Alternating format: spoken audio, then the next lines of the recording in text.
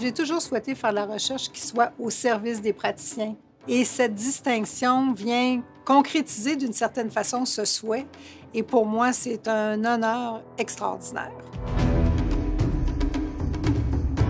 Comme parcours professionnel, moi, j'ai étudié en psychologie sociale et je me suis intéressée à l'impact de la force numérique des femmes gestionnaires sur le changement des attitudes à leur endroit. Là, il faut se ramener dans le temps parce que j'ai fait ma thèse de doctorat dans le milieu des années 80. Le pourcentage des femmes gestionnaires dans les organisations tournait autour de 10 %. Je suis allée par des simulations parce qu'il n'y en avait pas des femmes qui représentaient 50 % des effectifs dans des organisations publiques. Donc, au fur et à mesure que leur nombre augmentait, les attitudes devenaient plus favorables à leur endroit. Je me suis dit, OK, il faut vraiment valoriser les compétences. Et de cette façon-là, de facto, éventuellement, on va percevoir qu'elles sont à leur place. J'ai été engagée comme professeure à l'ENAP, l'École nationale d'administration publique, qui est un milieu universitaire extraordinaire. Je suis éventuellement devenue la directrice du service d'évaluation des compétences. Donc, ce service met en place des programmes de développement, de formation et des concours pour les cadres de la fonction publique québécoise. En 2005, j'ai eu l'opportunité de diriger et de mettre en place une chaire de recherche sur le leadership public à l'ENAP. Et ça a été un levier extraordinaire. Ça a permis de voir aussi qu'il y a un déterminant au leadership transformationnel et ce déterminant-là est l'intelligence émotionnelle. Par la suite, avec l'aide du gouvernement du Québec, j'ai pu mettre en place un programme qui s'appelle le Cercle des jeunes leaders. C'est un projet de recherche et un programme de développement du leadership. Pourquoi je suis tellement fière de ce programme, c'est que maintenant, il est inscrit dans la stratégie RH du gouvernement du Québec.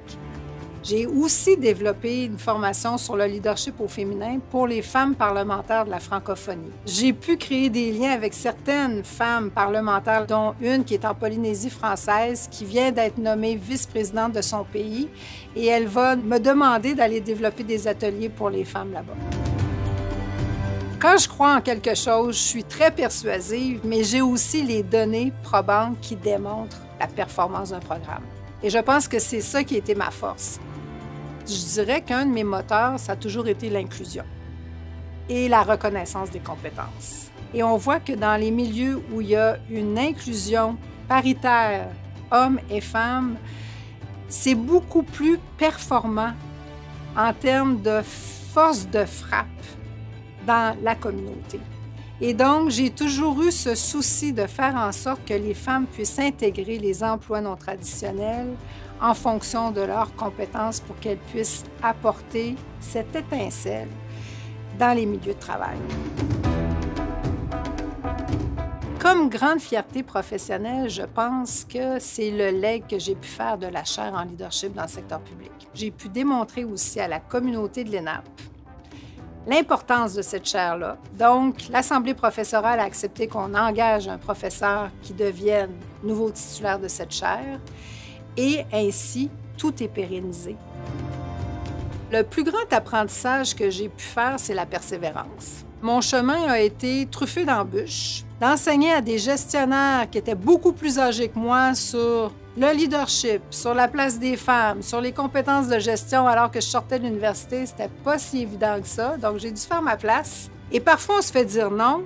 Faut pas être découragé. C'est peut-être juste que le timing n'est pas bon. Ce que je souhaite pour la profession, c'est qu'elle soit pleinement reconnue et valorisée pour qu'elle puisse trouver le positionnement stratégique qui lui revient dans les organisations. De cette façon, les produits, services, programmes, politiques publiques qui seront développés ne seront que meilleurs et c'est toute la société qui va y gagner.